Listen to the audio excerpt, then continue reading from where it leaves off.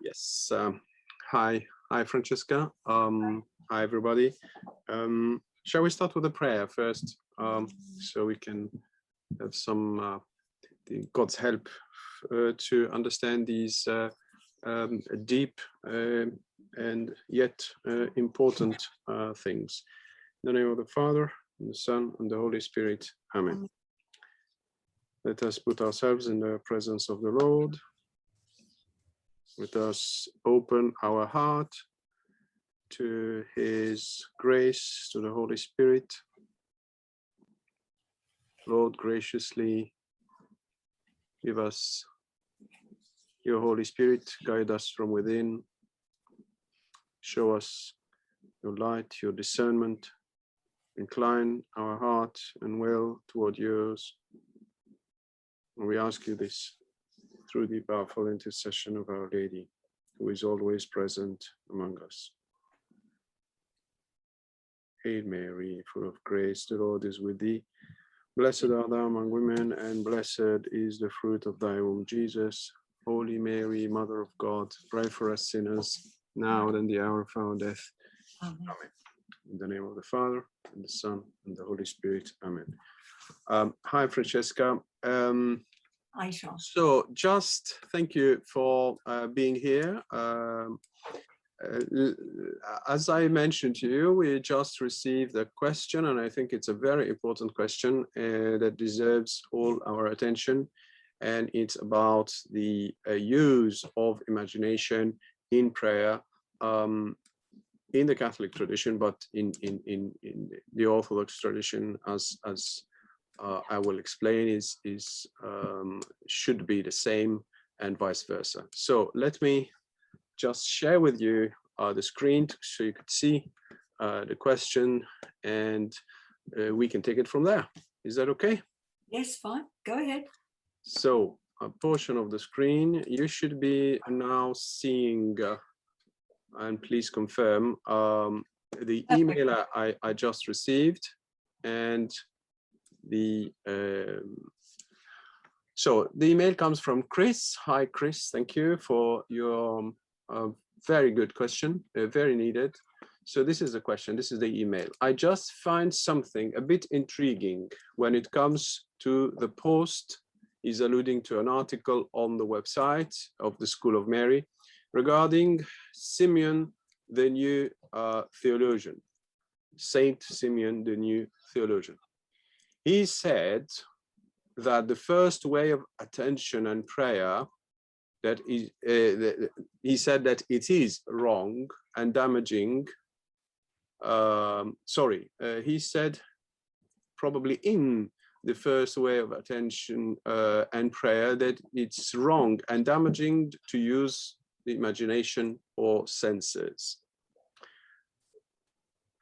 I often hear Orthodox Christians claim that the Catholic Church had a wrong understanding of spirituality, because in our spirituality, the use of imagination is practiced and even promoted, such as in the case of Ignatian Spirituality, Franciscan Spirituality, and even Carmelite Spirituality. Even Saint Teresa suggested, Saint Teresa of Avila here, suggested having imaginations in our mind, if I'm not mistaken. Now, two questions. As Catholics, how can we give a response to their objections? There here being some Orthodox Christians. Can we trace the use of imaginative meditation in our early church history? Thank you. Regards, Chris. And the reference here is to the article that you can find on the website.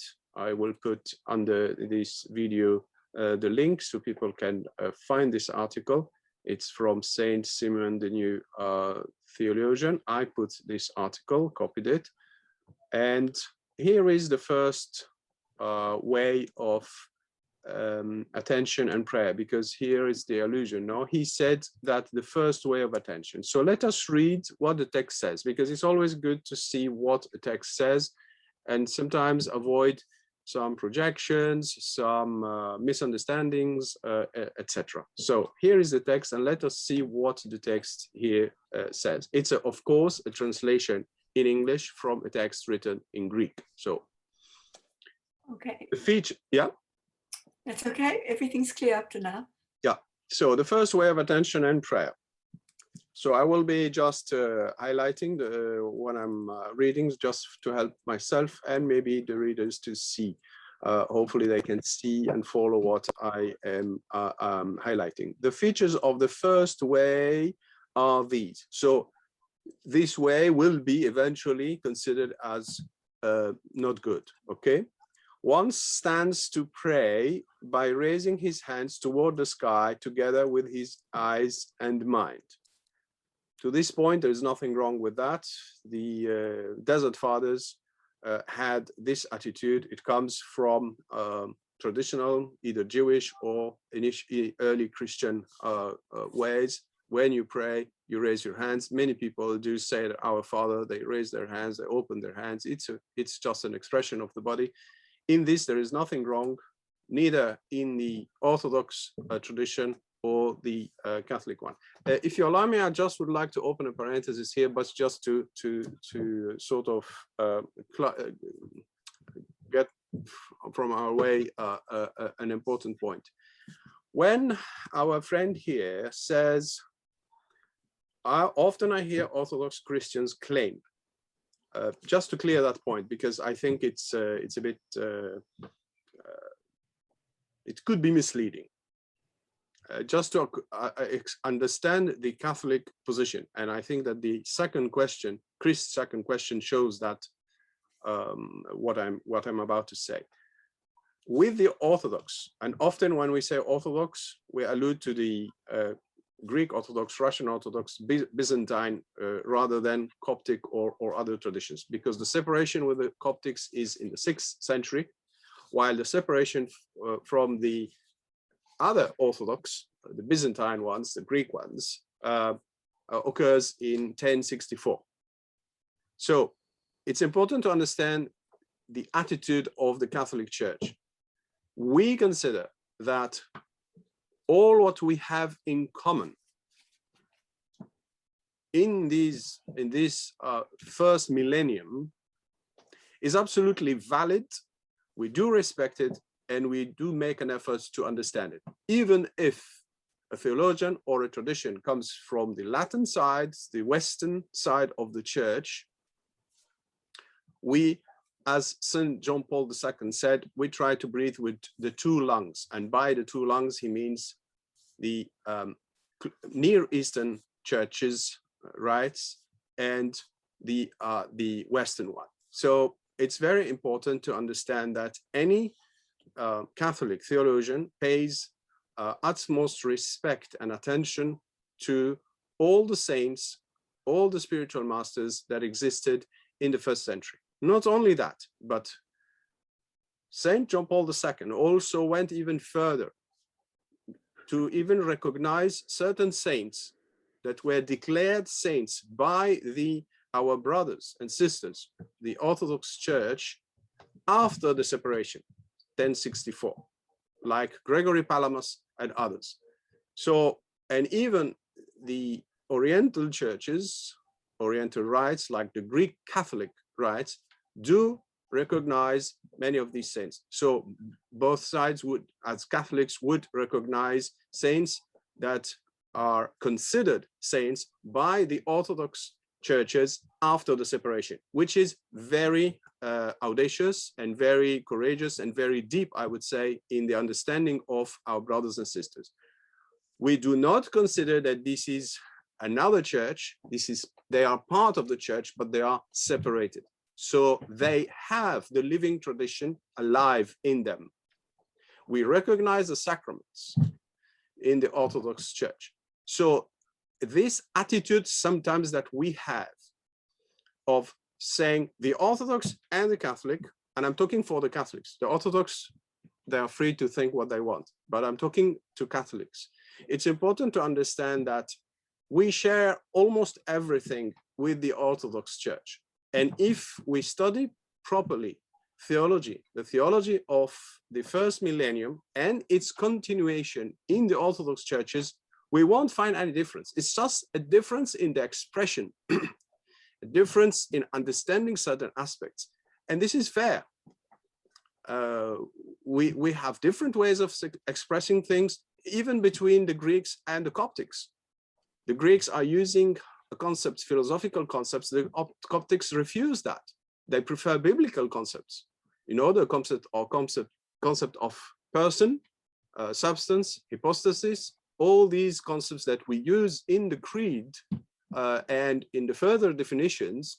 The Coptic Orthodox Church is very reluctant to use them. They say these are not biblical. These come from philosophy. So there are differences even within the different Orthodox churches. These differences are normal.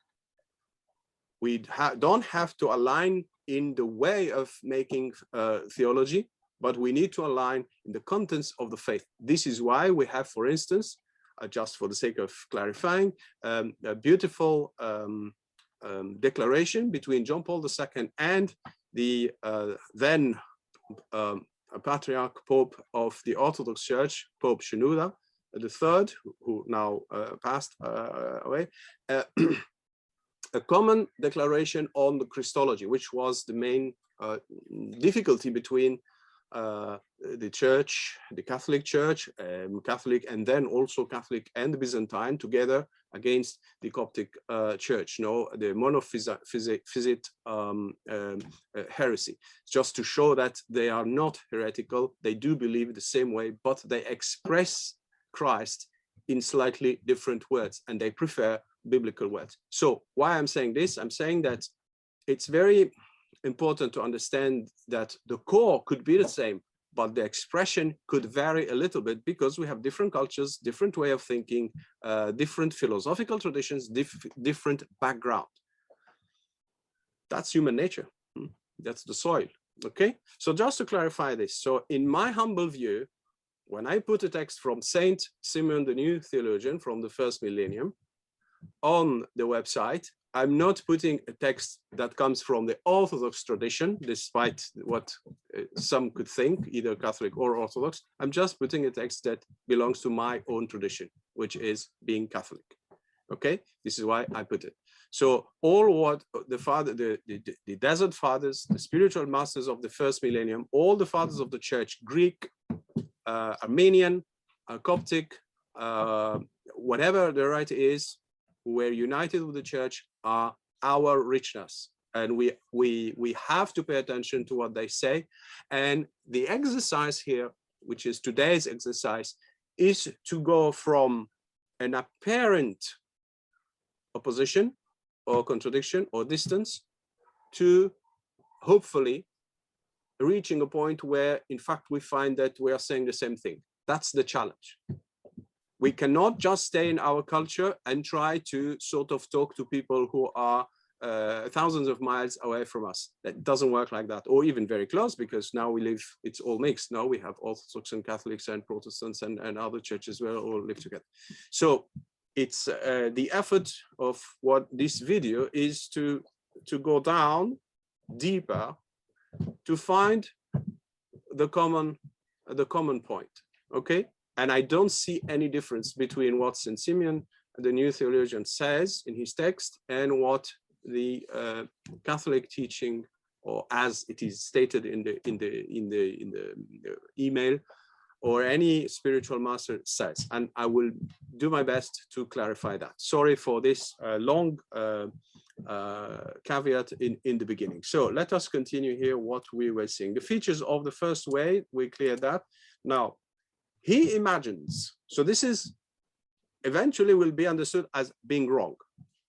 He imagines divine concepts, the good things of heaven, the armies of the holy angels, the residences of the saints, and in short, he gathers in his mind all that he has heard from the Holy Scriptures. But he gathers it using his imagination.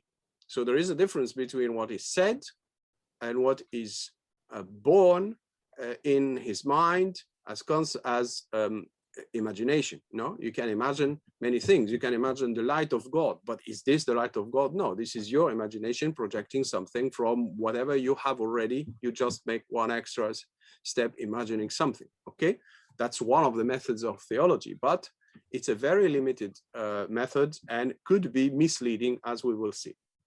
He recalls them in the time of his prayer, which means when he read the scriptures, he read things about heaven or about invisible creatures, angels, for instance, or saints. And while reading, there is a projection that is happening here. So he imagined, there is a fruit of the mind and imagination, faculties that we have, produced something. So when he prays, he goes back to what he produced. So this is a created entity, created by his or her imagination. He recalls them, so brings them back from memory, another faculty of the mind, of the soul. He brings these imaginations, these concepts, these sort of understanding, very limited, just a projection of his imagination, and he will use them in prayer, looking at the sky. So he looks at the sky and say, okay, God is there somewhere. And remember that understanding that the earth is not at the center of the world is recent in history. When this text is written, I don't think that the author knew that it's the sun who is at the center of the galaxy. So God is still, the direction going upward is still the direction of God. You remember when, I don't know, I think it was Yuri Gagarin, when he, the Russian astronaut, when he traveled with his rocket, he said, I haven't seen God. You remember that was a communist regime, so atheist regime. He said, I went there in the sky. So everybody looks up, high up, thinking that God is there. Say, I went there, God is not there.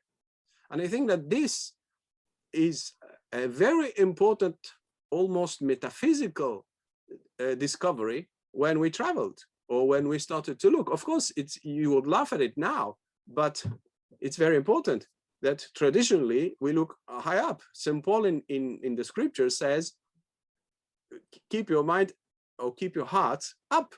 The priest in the church says, lift up your heart. He says up. He doesn't say inside, like St. Augustine will say. 5th century, St. Augustine says the movement of prayer is twofold. You go inside and then you go up. So he didn't say you go up first. He said you go inside. And in you, there is a higher level where God is. You see what I'm saying? So he recalls them in the time of his prayer, looking at the sky, and he exalts his soul to what seems to be love and eros of God, the desire, the passion of God for us, eros of God. Sometimes he even has tears and cries. So it looks like a true experience. Important. It looks like a true experience here because you have some effects and some good things happening. He is gazing upon God's love for him. But there is an added dimension of imagination. But paradoxically, despite the fact that it's done this way, which the author apparently seems to disagree, he has tears and cries, which traditionally are considered as a possible effects of the action of the grace of God, especially in the long period of the beginner, being a beginner in spiritual life, in the spiritual journey. In this way, his soul gradually becomes proud without realizing it. Here enters the discernment. This person is a beginner, and this person imagines things, and these objects, allow me to call them objects, imagined, might generate in him at a certain point some emotion, some tears. Maybe the grace of God would work sometimes, but what is without realizing it, unconsciously is happening, is that the person will start to be attached to the product of his or her imagination and mind, which now is wrong. And this is already going astray. And amongst the things that it generates, it's pride. You see what starts to happen. But it's very important to remember it's without realizing it, without realizing, thinking that what he does is by the grace of God's compassion for him. So here, it's not because I have some emotions or because I have some tears that it is necessarily what should happen and what should continue to happen in the future. Teresa of Avila speaks about tears, but she never says that they have to be there. She speaks about perceiving the grace of God, but she never said that this perceiving it is the grace of God. It's an extra thing given. And of course, St. John of the Cross is even clearer than everybody and says, of course, this is not God. This is just an effect in us. And we need to be careful, because if we lean on the effect, we are leaning on a created thing. And of course, it is going astray because it's idolizing our imagination and thinking that this is God. And we're really starting to go astray. And then the devil will interfere here. These imaginations will become even more and more important for the persons, and then pride can grow. And of course, we see the progression of how we can go astray. Now, let me continue. Thinking that what he does is by the grace of God's compassion for him. Hence, he pleads God to always grant him worthy of such deeds, which are, however, signs of error. What are these deeds? The divine concepts, the good things of heaven, the army of the holy angels. Is this the good deeds? Or maybe doing it this way? Anyway, a good thing ceases to be good when it is carried out the wrong way, at the wrong time. To such an extent, this is the case here, that if this person finds perfect solitude, it will be impossible for him not to lose his mind. Say again? Sounds a bit, well, extreme almost. Say again? It sounds a bit extreme. What, to lose his mind? Of course, of course. This is what I said. The person will start to imagine things. These things will become idols. Idol mean God for him. Like, this is God. It's like when a beginner or a just converted person comes and tells you, I saw this, I felt this, God said this to me, Jesus said that to me. That's a classic effect that happens very often during the second conversion, when people discover Christ, when they start to have a relationship with him. This is how they would describe it. They say, "This he said to me, this has happened, and this is what I felt." So these elements are not the grace of God by itself, but if some possible effects of it, crumbs that fall. So if the attention is diverted toward a created grace, not the grace itself, then you create idols. And then these idols become everything in your spiritual life. And of course, you went astray. And then you will not listen to others. He talked about pride. You will, because the spiritual pride is the most dangerous sin. Because earthly pride, you can always convince a person that he or she is wrong in the name of a spiritual, a higher realm, if you want, or a spiritual authority.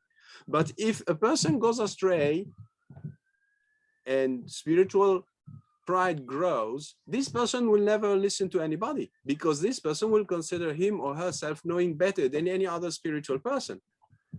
So authority of the church, forget. Any spiritual master or any person who would advise this person, forget. So what will happen? This person will only listen to himself or herself. So this is extremely dangerous, because you created idols, you think you're right, and that's the end. You're losing your mind, of course. There is a serious danger here. And God knows that this is not theory. this is also practice. I saw people, even in our last century and this century, I saw people who fell in these extremes. I don't know what happened after to them, if they lost the plot or not, but it was already very bad. Yeah, a young girl entered a monastery, Carmelite monastery in a country, not here, not in the UK. I won't mention where, doesn't matter. And she claimed to have visions. And of course, you can't blame her. She said, well, Teresa of Avila had visions, so who are you to blame me? And then you reach a point where she was the one who was wanted to direct everything in the monastery. But she's just a beginner, she just entered. And this is a case, a known case to me. You see, this happened. So, of course, it's not advertised. You need to know a little bit the milieu in order to have that. But so this is real. What he's telling is not imagination. It's not fruit of bad thinking or wishful thinking. It's reality. So he's warning us, and we need to listen to what he says. So let us continue. So yes, of course, it is bad. It is bad. Should by this method are misled all those who see the light with their bodily eyes. So some people, and this is very classic, will be tempted to think, especially the beginners, but the period of beginners is very long. It lasts years. It doesn't last few days. It lasts years in many cases, not in all cases, but in many cases. So one of the first temptations for a beginner is what? Is to think that you can see how many times you look at the picture and you say, oh, the picture blinked at me, no? Or Jesus smiled at me. Oh, how a consolation! And then you sort of how do you say fond. Say again, melt. You melt. Huh? You melt. Ah, Jesus did this. Jesus did that. No. So what are you claiming here? That the image blinked, or the image smiled to you, or this. The grace of God can come through and will come through palpable things because God became incarnate. We have icons. The Oriental Church is more than us, very attached to the icons, but they never said that the icon, which is a produce of theology and not imagination, are wrong. So I'm bouncing the ball back to whoever thinks that we are wrong. Why at a certain point, the Eastern churches, I don't like Eastern churches, the Eastern side of the church, at a certain point in the 7th century, 7th or 8th century, 7th century, I think, when the crisis, the iconoclast crisis, where many people destroyed icons and thought that icons were wrong because icons were like making God palpable, while God is not palpable, God is spirit. So we had this crisis in the church, but in the end, the triumph of orthodoxy is to say that because God became visible in the person of Jesus, because God, the apparently silent, became man and took on human nature and talked to us, because God lived on earth, we can use a depiction against one of the commandments, one of the 10 commandments, or one of the development of the 10 commandments. You will not make an image of me, says God to Moses. So that was a very heated discussion, you see. So it's very delicate here to understand that we shouldn't reach a point where we negate the physicality or some physicality or some physical expression of our faith. And the Orthodox or the Eastern churches are have this much more developed than us. If I say us being the Western side, you see, they have the liturgy. It's amazing. You are surrounded by icons. You have the incense, even the water added to the wine before consecration. I think it's before consecration. I hope I'm not wrong. Is heated, so when you receive the blood of Jesus, it's warm. You see to which point? Yeah, to which point? So, and it's red. They don't use white wine, which doesn't stain as the red wine. Why? Because the red wine is Jesus. You see, So the attachment and a correct attachment and a correct understanding of incarnation is much more developed in the Eastern churches than, or the Eastern side of the church than the Western side of the church. So we need to be very careful. We need to understand that the humanity of Jesus and all what comes from it as bodily expressions are not wrong, but it's the way, as he says here, as Saint Simon says here, the wrong way. What is the right way and what is the wrong way? St. John in his gospel says, you see Jesus, yes, but you need to go deeper. So you're not negating his human nature, but when his side opens, you go deep, and then you are taken by his divinity. So you never say no to a bodily expression of the grace of God, but you don't you don't mistake it with something else. You don't idolize certain things. You see, I hope I'm expressing myself a little bit correctly. Now, so let us go back to this sentence. By this method are misled all those who see light with their bodily eyes. So whoever thinks that his bodily eyes can see the eternal uncreated light of God is wrong. I don't think any spirituality claimed that. But if I see Jesus, if I were there 2000 years ago and I see Jesus and I say that this being there is God, I'm not mistaken. Yeah. You see, that's the thing. You see, that's delicate. So to claim to see with my bodily eyes the very light of God, the uncreated God, which means that it would mean that this light is visible to the eye, which means it is material. So it's as if I'm saying God's light is material, therefore my eye can perceive it.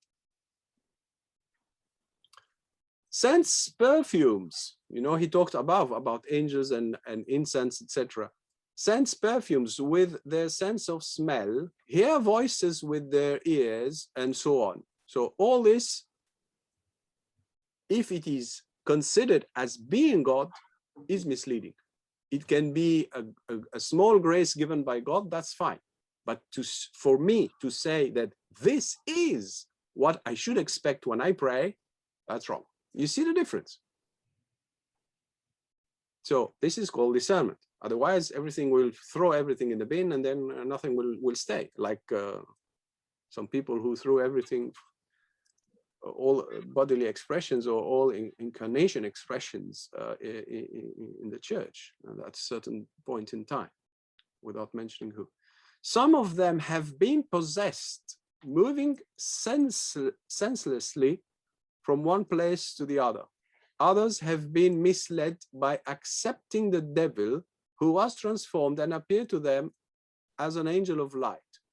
Quoting here St. Paul in one of his letters, he says, the devil will appear in the form of an angel of light. So if I am seeking the light of God or God himself in a visible way, that's something that my eyes, my senses, my emotions, and my mind can grasp, well, then I am misled. Absolutely correct. And they have remained uncorrected, which why? Because spiritual pride, you can't help a person with spiritual pride. The person will not listen to you. That's the worst sin.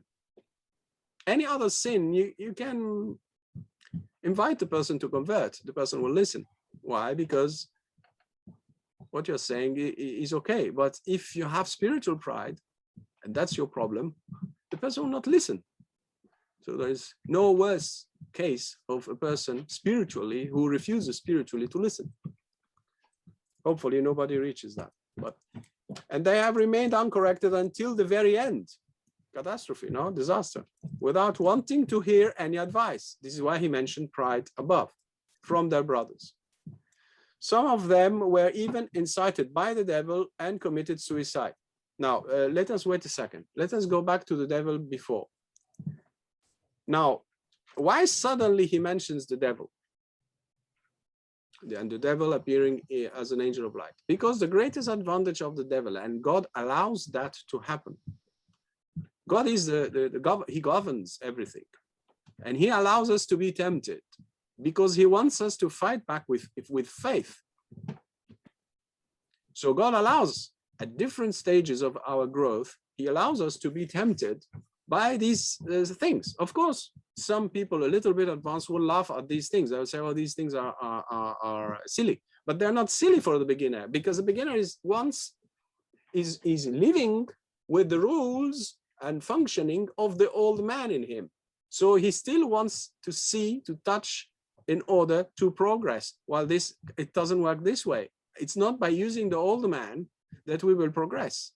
It's by using the new man, who only functions by faith, hope, and love. And faith is a theological act, is a theological virtue. It comes from a theological act, the act of faith, which means goes beyond what is seen. You see? So the new man needs to emerge and grow. If the old man continues to want to access God by himself and is the leader, of course, this is a nest for devils. This is a perfect nest for devils, because the devil will play with this person like a cat playing with a ball, and the person will be lost. You see, so that's discernment is very important in spiritual life. So this is why the devil will enter, and God will allow that, because the person doesn't listen. The person didn't want to listen to good advice.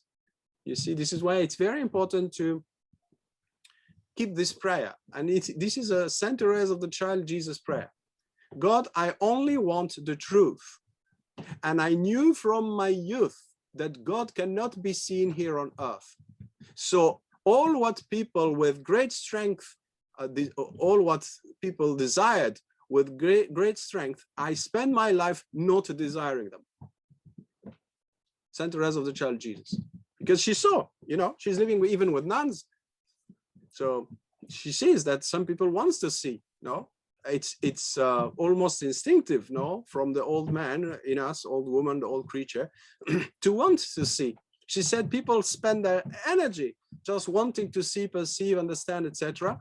And I just thought I just did the opposite all my life. And I said, God, I only want the truth. I don't want fake appearances, fake perceptions, etc.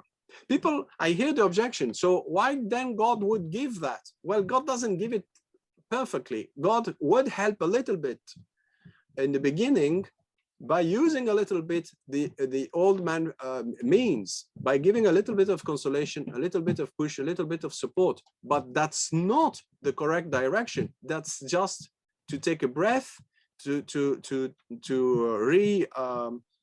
regather our energy, to go back again with the faith and hope and love.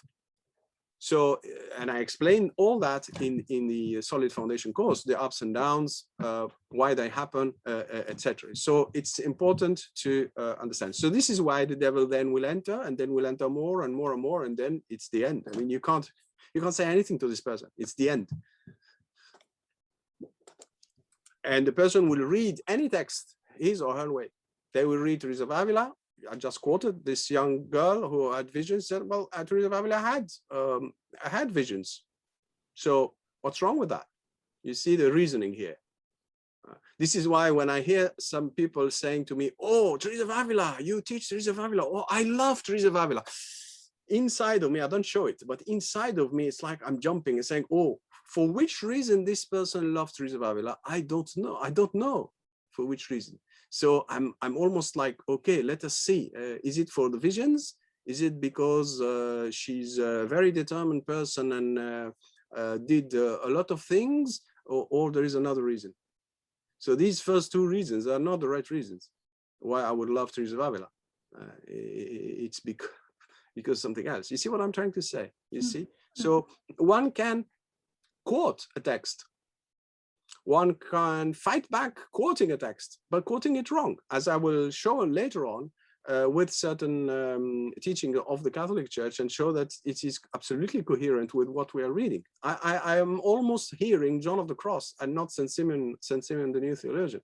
I don't know if You feel that also, especially in the book 2 of Ascent of Mount Carmel. He develops this a lot. Now, some of them were even incited by the devil and committed suicide.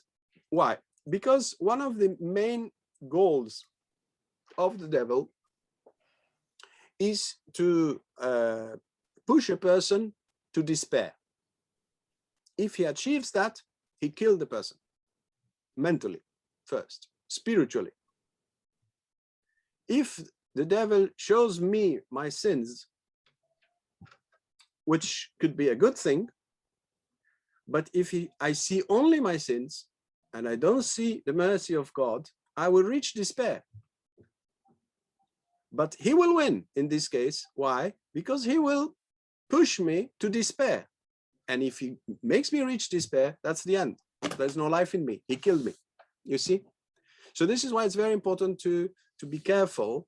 And here suicide means you lost the plot, you don't know where to go, you're not listening anymore, and you're not using the means that the church are offering you, spiritual direction, discernment, etc. You're just following your own personal judgment in a very fanatical and absolute way.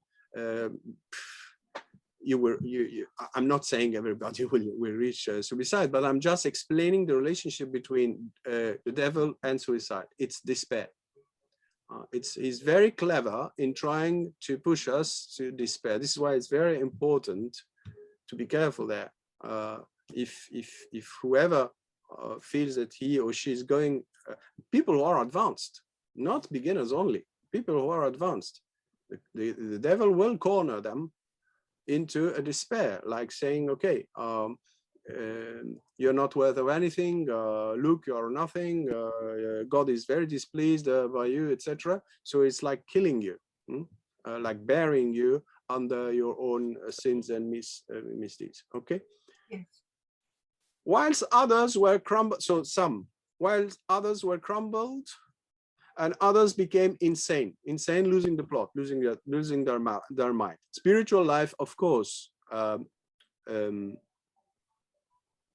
if it's not led with balance, with obedience and humility to God through a good spiritual actor, not a bad, because the bad exists, then of course one might sometimes lose the plot, just misled. Teresa of Avila complains every page of her books. She says, God waited for me.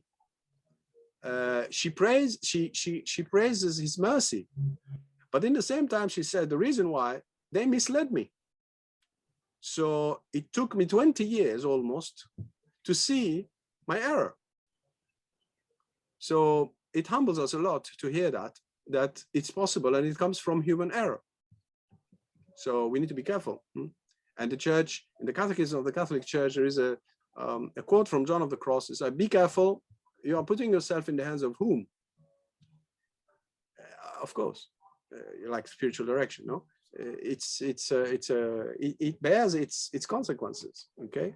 This is why it's important to pray, like Therese, give me the truth. I only need the truth. I don't want fake things. I don't want fake consolations. I don't want fake solutions. I don't want things that are not really you. I want only you. This prayer is very important. It's a very humble but powerful prayer. This is why Lectio Divina is important, because it's led by this prayer. I want the truth. I don't want fake things. Tell me what is wrong in me and I'm ready to change it, and help me to change it. You see? Show me what you want to change in me and then I'll change it. You see? That's the humility, no? Now, who can describe the various illusions of the devil by which he misled them? You see, he seems to have experience. Every reasonable person can understand the kind of damage that comes from this first way of attention and prayer. If it happens that someone, by being accompanied by brothers, since these evils usually happen to those who are on their own, there are people who say, okay, I will just lead my spiritual life alone. I don't need the church. I don't need the help of a good spiritual director. I don't need the sacraments. I don't need this. I don't know, whatever they have in their mind. So I will lead my spiritual life alone. I don't think that's God's will, but anyway. And hermits even are very rare, and they need a lot of training before. So compare ourselves with hermits is a bit too audacious. Does not suffer any of these things we described. He nevertheless spends all his life with no spiritual improvement. So he says, if he's accompanied by brothers, which means spiritual direction, community, spiritual direction, he will not suffer any of these things, but no spiritual improvement. So still, if you are attached to the produce of your imagination, thoughts, concepts, no. Teresa of Avila says it, no. The prayer of the heart is not about having beautiful thoughts about God. It's about loving. And what is to love is to give myself.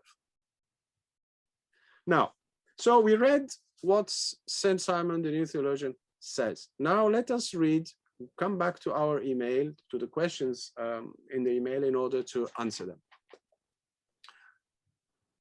I often, so we read this first part, which is, we read the text of, alluded by this first part. He said that the first way of attention, so we read that. I often hear Orthodox Christians claim that the Catholic Church has a wrong understanding of spirituality. It's a bit of a extreme judgment, but okay, why not? I know that there are many Orthodox who are not very pleased by the Catholic Church. In our spirituality, despite that we are not doing the same, vice versa, but it takes time. It takes time. We went through difficulties, so we might have some flexibility and deeper understanding, so that's fine. In our spirituality, so Chris here is saying that in our means the Catholic one, the use of imagination is practiced and even promoted, such as in the case of Ignatian spirituality, Franciscan spirituality, and even Carmelite spirituality. Even St. Teresa suggested having imaginations in our minds, if not mystic. So let me just address now these strong claims. And let me finish also with the questions, so in case it helps. First, so these are the questions. As Catholics, how can we give a response to these objections? So this is what I'm about to do for these 3 cases, and more specifically to the Carmelite one, which I know better. Sorry for my playing here. Can we trace the use of imaginative meditation in our church history? So Chris here thinks that it's a good route to go through. So now let me explain. Now, Ignatian spirituality. I am not of Ignatian spirituality, although I know about it. I have myself followed the spiritual exercises. I have read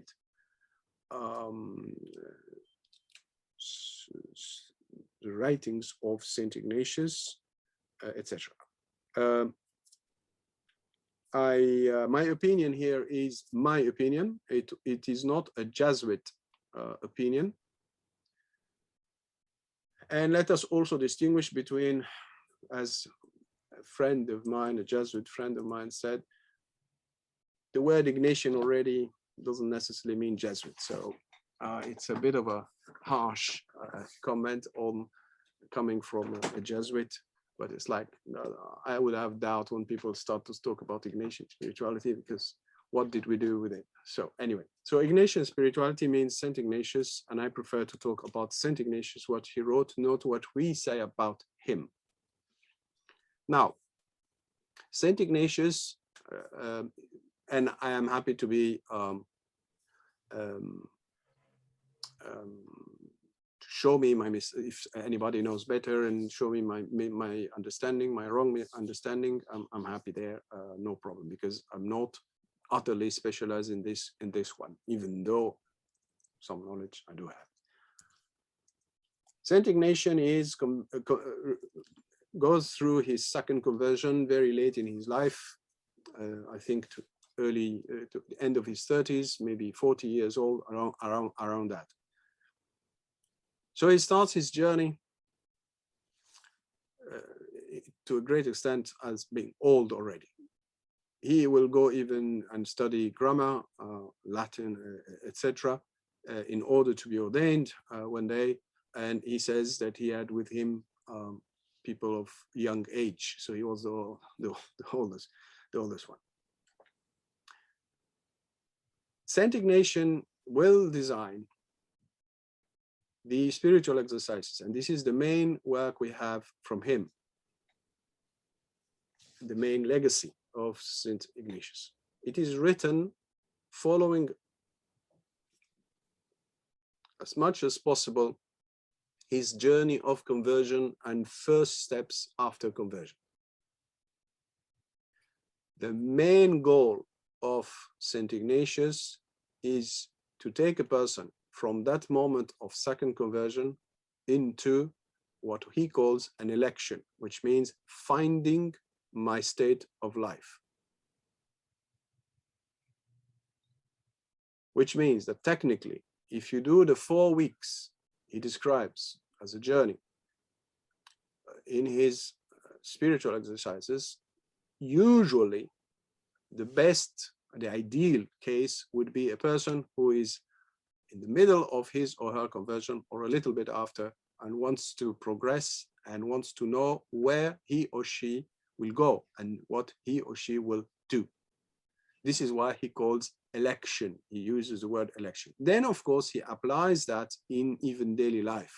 How can I know? How can I discern every day what I'm supposed to do, etc.? I use this method of election. The method of Saint Ignatius is very much based on the scriptures. So it is in a way a sort of Lectio Divina. No difficulty here to accept that. He is seeking God's will through the scriptures. It is absolutely true, and I insist here, that Saint Ignatius describes the way of reading and meditating the Bible in a certain way, his way, which involves visualizing, imagining the scene. So I read the scene. Say, for instance, Zacchaeus is there climbing the tree because he's very short, and Jesus is passing his way in a village. And then Jesus looks at Zacchaeus and says, okay, Zacchaeus, come down, and then I will have dinner at your place. Zacchaeus is very happy. He invites Jesus. He's having a big celebration, etc. So Saint Ignatius says, you visualize it, you imagine it. You imagine that Jesus is here. You see Zacchaeus, and you see yourself where you are in the scene. Are you one of the apostles? Are you one of the persons, a friend of Zacchaeus? Are you Zacchaeus himself? That's the goal then. This is hotter, I would say. That's hot. You are now Zacchaeus. So now it's about you. So that's even better in the eyes of Saint Ignatius. So you are in the place of Zacchaeus, and then you live the story as it happened 2,000 years ago. You live it today. Now, are we calling here this? We are using, of course, imagination. That's fine. It's true. For a beginner, it's much easier. For a late beginner or proficient, that's much more difficult. Why? Because you already crossed that stage. You see, you already crossed that stage. So it is absolutely true that for a beginner, it's much easier to sort of visualize, imagine. But we need to be very careful. For some people, a proportion of people, it will be very difficult to use imagination or visualization, because we are different. Some people are more auditive, some others more kinesthetic, and more others are visual. We don't have these three capacities developed in the same way in the same amount. So for some people, even if they are beginners, they will find it difficult. They will sort of find the apparent necessity posed by St. Ignatius in his exercise, or by a Jesuit priest who is running the exercises. To do it this way, they might find it even very difficult. So we need to be careful here. Freedom, flexibility are of the essence. We need also to understand that we are different, and to reach the core of the intentions of Ignatius and not the means, and understand that these means are limited. If I say that that's the only way, that everybody has to use this way, that will be very wrong. Now, let me just jump for a second to illustrate what I'm saying with the case of Teresa of Avila.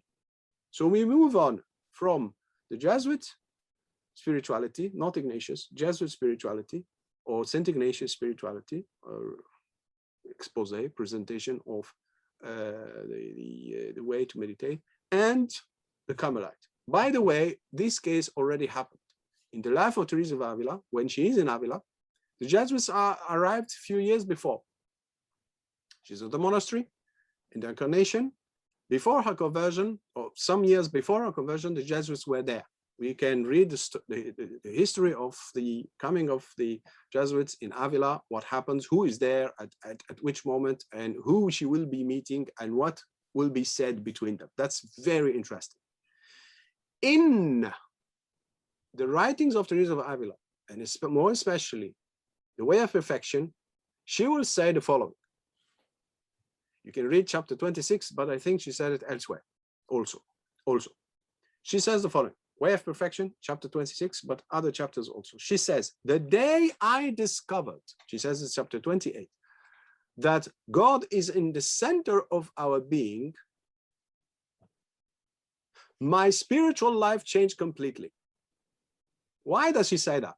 Because she was following the Jesuit way, which is, in order to pray, to meditate, to pray, or better, to do my Lectio Divina, I need to imagine the scene.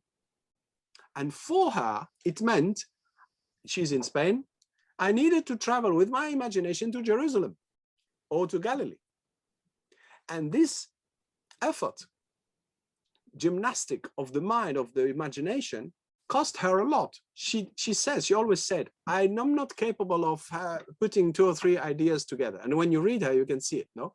She says something, and then she opens the parenthesis, sometimes an entire chapter, and then she goes back to what she was saying before, etc. So you can't say that Teresa of Avila is like John of the Cross or St. Thomas Aquinas, where you have question 1, article 2, all is divided, dissected, and presented. That's not Teresa of Avila.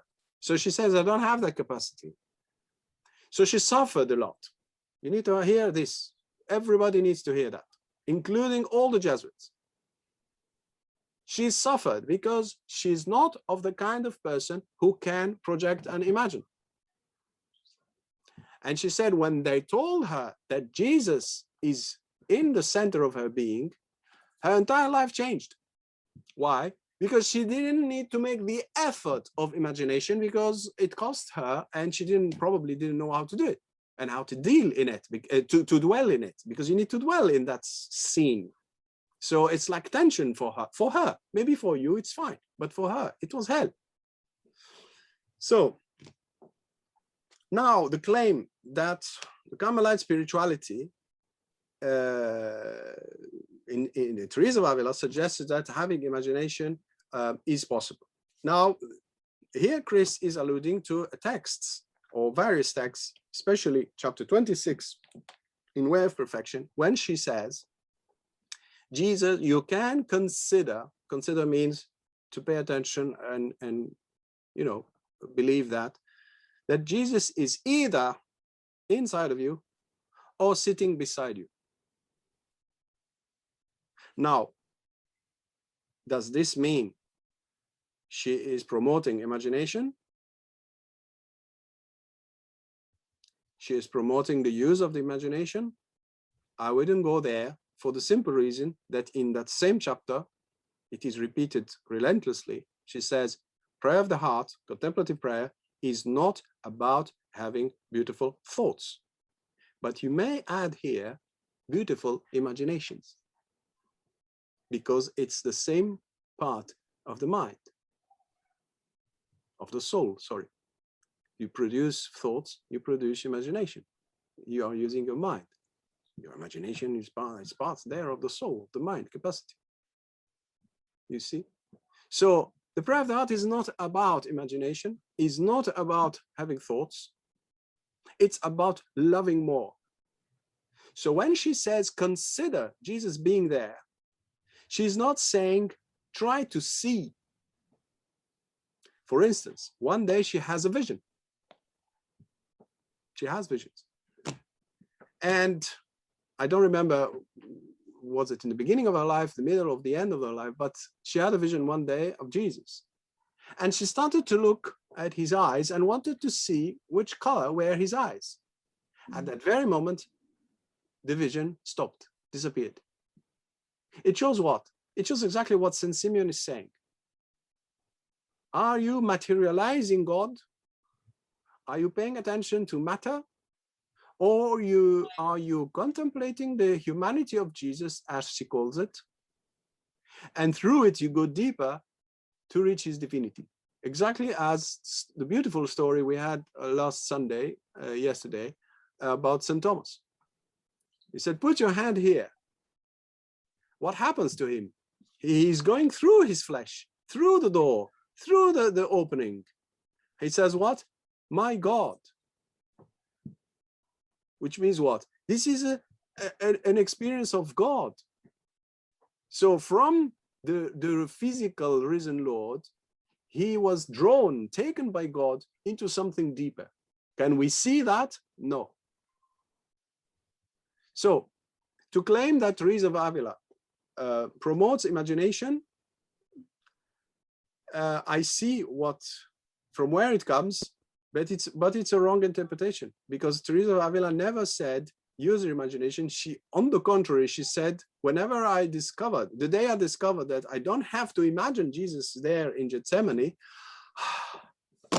that he could be here beside me, my life changed. My life changed. So she was freed. And she never said, stare this way physically. She said, contemplate. She said, stare at his, gaze upon him. But the gaze upon him goes deeper than just stare at him. Stare at his physical appearance is something, and go deeper is something else. So she will then present what she calls recollection, prayer of recollection, or how to recollect our mind. So how to recollect our imagination. You can add also how to recollect our imagination. And she will say, you can use a book, a good book. What is a good book? It's a book that talks about Jesus. It's a book that offers me Jesus in a way or another. Why? In order to focus on him, but not to focus like the first way of prayer that we have here in what's his name? Saint Simeon, the new theologian, but it's with faith to go deeper. Now, let me continue. The claim that Carmelite spirituality, and more precisely St. Teresa of Avila. Let us see what St. John of the Cross says. St. John of the Cross is absolutely adamant against that. And you can read, and this is again presented in the Solid Foundation course, Ascent of Mount Carmel, Book 2, Chapter 29, the first paragraphs, I think 3, 4, and 5. He compares whatever can fall in our mind, you can add imagination here in this case, and God himself. So he says, here is a person, and this is why I said it's when I was reading this text of St. Simeon, the new theologian, I said, I am reading St. John of the Cross.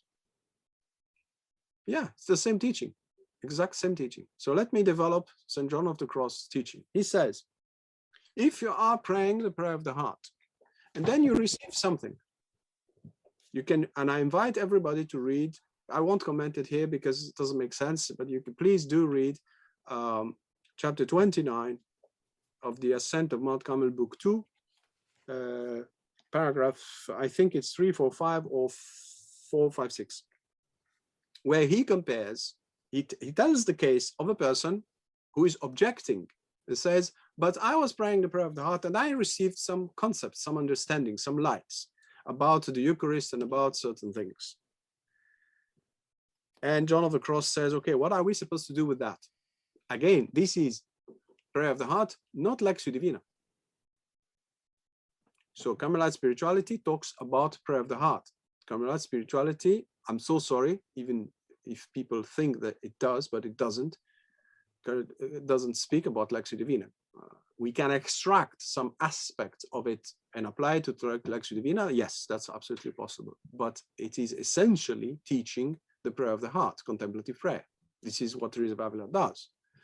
Now, this is why the use of the book, the use even of the Bible, which is not mentioned by Teresa of Avila. She didn't have a Bible in Spanish. It was taken from the market by the Inquisition. The use of the book is different in prayer of the heart than the Lectio Divina. I have explained that before. In the prayer of the heart, we use the book in order to recollect our mind and focus on Jesus. But focus on Jesus is not producing imaginations about him. It's recollecting my mind and entering deeper in him and sinking into his love. You see, giving myself, offering myself. While the use of the book in other exercises, and more specifically the Lectio Divina, is completely different, because in Lectio Divina, I need to understand what Jesus wants for me. That's a different exercise. While during the prayer of the heart, Teresa of Avila never said, you do practice prayer of the heart because you need to know what Jesus wants from you. No, she considers that you know it already from other means and other sources. Practice of the virtues, for instance. You know the virtues, you just know what you are supposed to do. Now, I would say, Lectio Divina. So you see, the use of the book is different. So now, John of the Cross says, here is a case, a person received things during the prayer of the heart. What are we supposed to do? He says, you just dismiss it.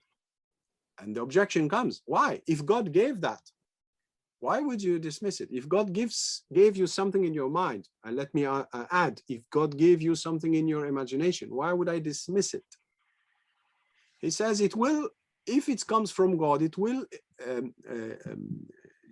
have an effect, and a direct effect in the person. You don't need to work on it. He's talking about prayer of the heart, not any other grace. He says, now, the risk is that we might become attached to what God gives. Exactly what St. Simeon says. And then we will consider that this is the prayer of the heart, that we are supposed to receive things in the prayer of the heart. Yeah, you say no, but many people think that you are supposed to expect something in the prayer of the heart. That's very common, unfortunately. Unfortunately. I'm replying here to the false claim that maybe the Carmelite spirituality promotes the active imagination. No, the activation of imagination. No, it doesn't. It doesn't. I'm so sorry. It promotes recollection. If recollection uses the humanity of Jesus, that's not imagination. That's not creating something new. That's just focusing, this opening of the faith. So let me finish what John of the Cross says. St. John of the Cross says, you dismiss it. Why? He says, why? He says, because whatever falls in the soul, and by soul, you consider the mind, imagination, as a faculty, if you want, will, feelings, and senses, so that would be the body. Anything that falls in these different spheres of the human being, or layers of the human being, is created. While what God is giving us in the spirit, beyond perception, beyond understanding, is something completely different. It's God himself. He says, and if you compare quality and quantity, the two gifts or the two things received, it's as if you are comparing quantity-wise a drop of water, whatever falls in the soul, with an ocean, whatever is given to the spirit, but not perceived, not sensed, not seen. This is why we're absolutely one with the interpretation of St. Simeon and of any other person who follows this way, be him Orthodox or Catholic or whoever, you see. And that was quantity-wise. And quality-wise, he says, a vile metal, like any quality metal, and gold. What God is giving us in the spirit is gold. Whatever we perceive, so consider the imagination, the idol, as I said while I'm commenting St. Simeon. So in this sense, the Carmelite spirituality embodied in this case in St. John of the Cross is firmly not promoting the necessity to imagine things in order to pray. That never existed. St. John of the Cross, and hopefully I will be commenting the second book of St. Mount Carmel in the future, because we're still commenting the about to start the first book of Dark Night. Hopefully we will see that. John of the Cross presents the act of faith in a unique way. Faith for him is like recollection for Teresa of Avila. It's an opening of our being to what is beyond senses, feelings, and understanding. So faith for him, and I'm quoting him, is the abyss of faith, which means something so big, so immense. When you open yourself to God, you just need to go in this direction. So he's not saying, wait a little bit before you reach that and then try to imagine something. No, you might, and here I'm clarifying then the difference. You might very well have Jesus in front of you and you are not imagining anything. You are not producing anything in your mind. You are having just Jesus in front of you. And then through his human nature, human appearance, you go through to the depth of God himself. That's the way. That's the Carmelite way. And I would say that's the church way also. We do this with everything. Now, just a little parenthesis, but I won't develop it. Teresa of Avila, at a certain point in her writings, and I can give you the chapters. Where is the book? Yeah, it's here. In the book of her life and in the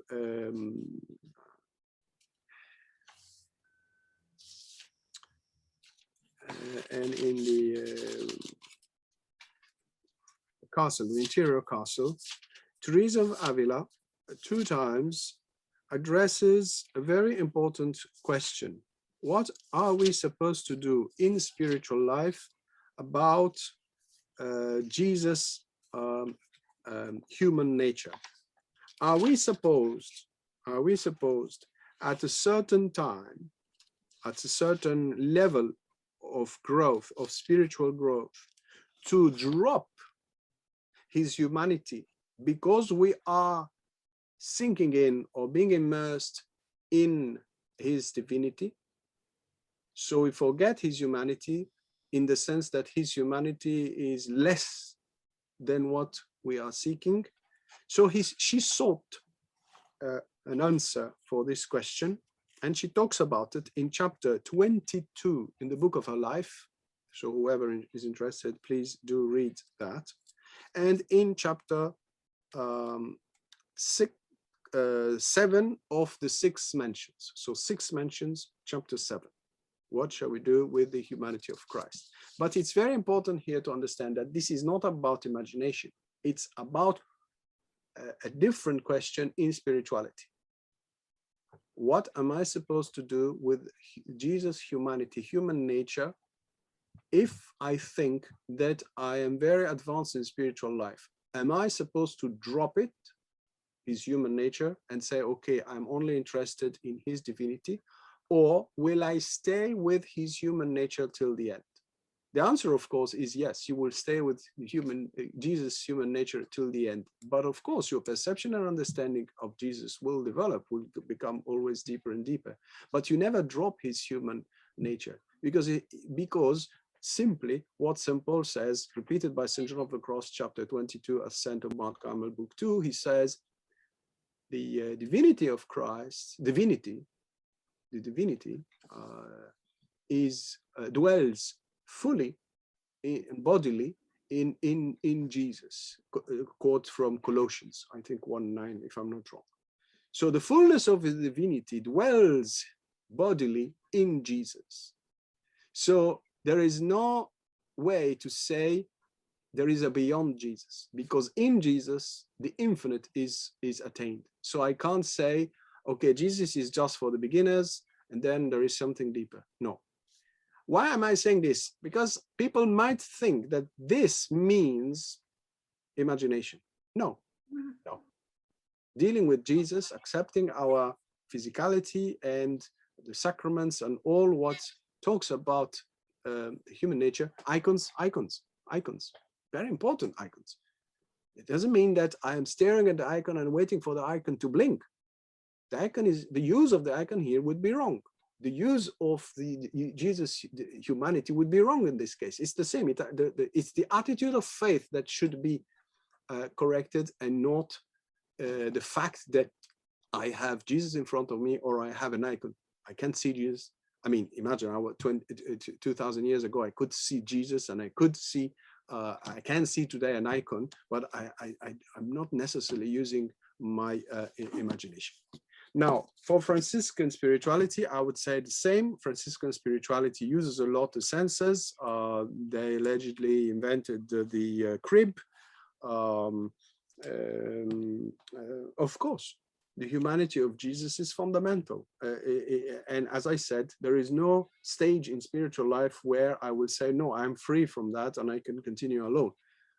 Misinterpreting, for instance, Francisco de Osuna, who seems to say that there are stages where you don't take into consideration Jesus' humanity. No, you perceive Jesus differently. St. Paul says, now I do not know Jesus humanly. So St. Paul never met Jesus physically when Jesus was on earth. He met him only through a vision, various visions that he received. But despite that, so we are a little bit like St. Paul, no? We knew Jesus after the resurrection. So St. Paul says in one of his letters, I do not know Jesus anymore humanly, which means what? In a human way, which means produce of the old man in me. I know him in a higher way, with faith, hope, and love. So faith is the way to, when I see a sign, Jesus' humanity, I can reach the divinity. Remember, sorry, and I will close with this. Maybe I leave you some space if you have questions, Francesca, or you hear some objections. Remember the first conclusion of St. John at the end of chapter 20. It says, many signs were performed by Jesus. A sign is a physical thing of an invisible thing, like almost like a sacrament. No, many signs. Jesus performed many signs, but John says, I chose these 6 ones. So you would believe, you could believe that Jesus, which means the human person that you could sit there. Of course, it's not a human person, it's the divine second person of the Trinity incarnate. That this Jesus of Nazareth, the Son of Mary, is Christ, is God, the Son of God. So I wrote these signs so you can believe. So each sign is like entering in a deeper layer in Jesus himself until you reach what? What Thomas reached yesterday, which is his divinity. To enter the mansion of Jesus himself, as Teresa of Avila says. Teresa of Avila, when she describes the final mansion, the 7th mansion, it was 1 mansion, not many, while the other ones is 6 mansions, while 7 mansion, I think, I hope I'm not wrong. She says that there is a constant vision, but be careful here, quote unquote, a constant vision of the Trinity and of Jesus, the humanity of Jesus. Constant, except some cases, she says. So what does it mean? It means that you have Jesus till the end. Jesus will not go. St. John in the book of Revelation, Apocalypse, he says that the light of the New Jerusalem, the sun of the New Jerusalem, is God and the lamp. The lamp is Jesus. There are no light, he says. There are no other lights. There are no artificial lights, you see. So yes, so this is, I think it's the way we look at things. So the Franciscan spirituality, of course, they have Jesus. They promoted a lot Jesus, but there is nothing wrong with that. The Orthodox tradition or the Eastern tradition promotes a lot the icons. Are they for that promoting imagination or sticking to objects in the mind? No, absolutely not. And mistaking this with God himself would be an error. So that's the delicate discernment. You cannot negate incarnation, but you cannot idolize Jesus' clothes or Jesus' color of the eyes. That's not the goal. You have to, you are called, we are all called to reach deep in him, exactly like Thomas. Thomas, willingly or unwillingly, but he's put there, the story is put there, the narrative is there by John, the author of the gospel, to show us that this is where he's heading. John wants us all to be like Thomas, putting the hand of our faith in the side of Jesus. So our faith is so strong, so purified, that through this opening, this door, this gate, which is his side, we can enter and dwell. Seventh mentions. But not only well, and come back and also feed our brothers and sisters. This is what he says in chapter 1, verse 51 in his gospel. Jesus talking, moving from Nathanael to all of us, says, truly, truly, I say to you, you will see the angels of God going up and down on the Son of God. And going up and down is this, going up deep and then coming back and giving water and blood to humanity, giving Jesus light, etc. So now, have I missed something? I'm sure I did, but I mean, something important. I think, didn't he ask about the fathers of the church? It's a question too. And I was just thinking, if I could interject here a moment, I was looking at the scene when Jesus appears to the apostles and the disciples from Emmaus who happen to be there, appearing through the walls. And he says, look at my wounds. And he says, give me a piece of grilled fish to eat, trying to appeal to them through their senses that he is very, very much human. And the particular father of the church that I was looking at was Bede, or Theophylact, I think you pronounce it, who said that if you looked at the grilled fish, which he was wanting them to eat, you could see a fish like Jesus, who immersed himself in the waters of our filth, of our death, and went through a passion towards the resurrection, this passion being represented by the grilling motion of this fish, having been hooked and then grilled, this is the passion, and then coming out in the resurrection as this food for us. And he also likened it, the human side and the divine side of Jesus, which always go together, to a honeycomb, where the wax is the human side, and it encases the divine side, which is the honey. And that is what sweetens and gives us life, brings life into us. And I thought this way of looking of the fathers of the church at simple things like these signs, which we can relate to as human beings, to me sort of showed how you just can't separate the human and divine, because Christ was completely human and completely divine. I thought those were two very good images. This was in Luke 24, and I was reading it. Thank you. Thank you. Now, yes, you reminded me that I haven't answered the second question, which is, can we trace the use of imaginative meditation in our early church history? Now, as I tried to show,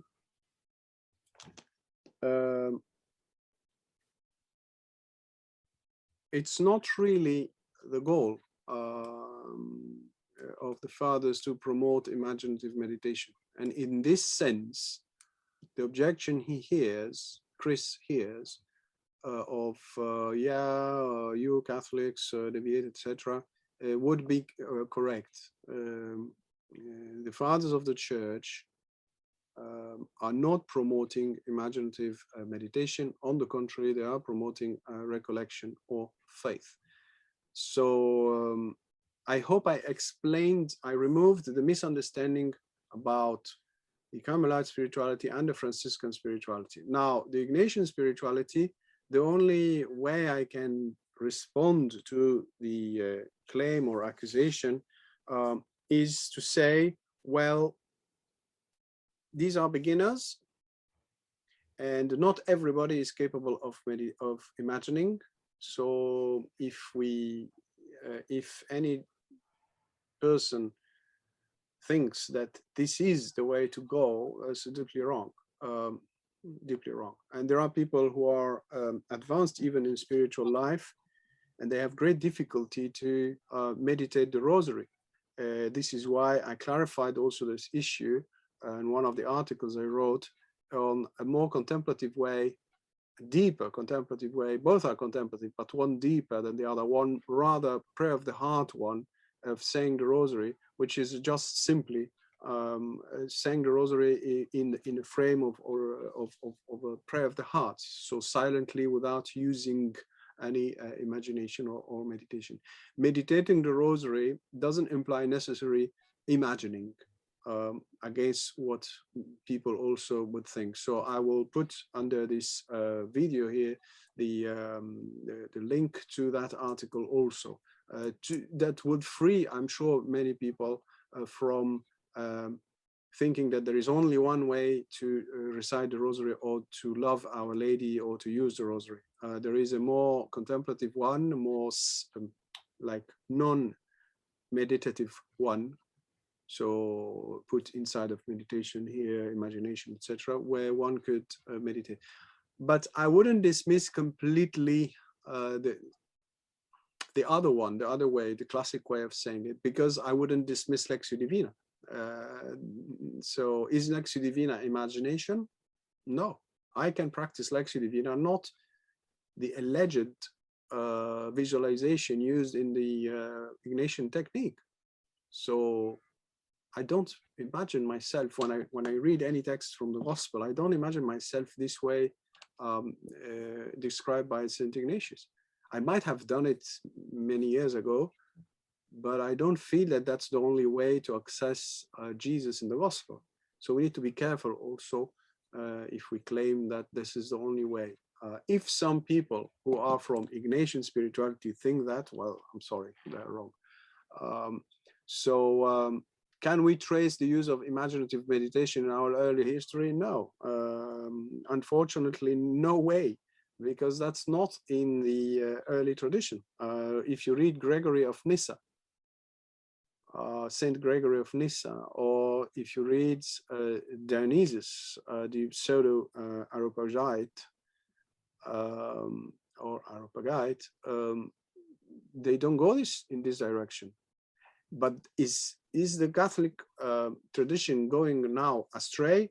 No. If I repeat again, if some people think that that's the only way to meditate, which would be an aspect of the Ignatian way, I'm so sorry, they are wrong. And I repeat again, that's rather for beginners. And I quoted the case of Teresa of Avila, who is a great saint, and she struggled. She said, the day I discovered that I'm not supposed to do that, I was freed. So in a way, as a Carmelite father said one day in a cheeky way, where Ignatius ends, Teresa starts. So it's a cheeky way, of course, rough, tough, but the truth sometimes could hurt. So I hope I explained, and I hope I will not myself be misquoted. And I'm happy to reply to any objection. If you read Dionysius, the pseudo-Areopagite, who is a fundamental father of the church in the Middle Ages for us, Thomas Aquinas is the only father of the church commented by Thomas Aquinas. Even St. Augustine, in his greatness, was never commented by Thomas Aquinas. Only Dionysius, because he was thought in the Middle Ages that to be the disciple of St. Paul and the depository of all the treasures of mystical life. Dionysius is pseudo-Areopagite. You can read his works. We have them in English, in other languages. The original is in Greek. But of course, today we consider that he's from a mysterious author from the 4th or the 5th century. But he's essential for the Oriental churches and was essential for us in the Middle Ages. Fundamental. John of the Cross brings his teaching from Dionysius. So to say that the Western church went astray, I'm sorry. John of the Cross is said even during his studies at Salamanca to have written an essay on Dionysius, on the contemplation according to Dionysius. But this essay is lost, but this is written in the early biographies. So, and Dionysius is adamant. He says, nothing perceived by the senses, nothing perceived by the mind, the conscious mind, is God. Contemplation is beyond whatever the senses can perceive and beyond whatever the conscious mind can perceive, which means then we are going to the nous, the Greek nous, which is the spirit in the Western tradition. So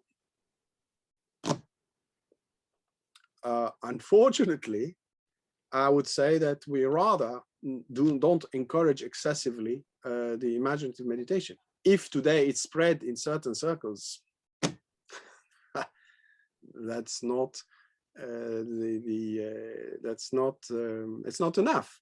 I would say it's not enough to enclose people in that. It's very dangerous. I would say to say that that's the only way.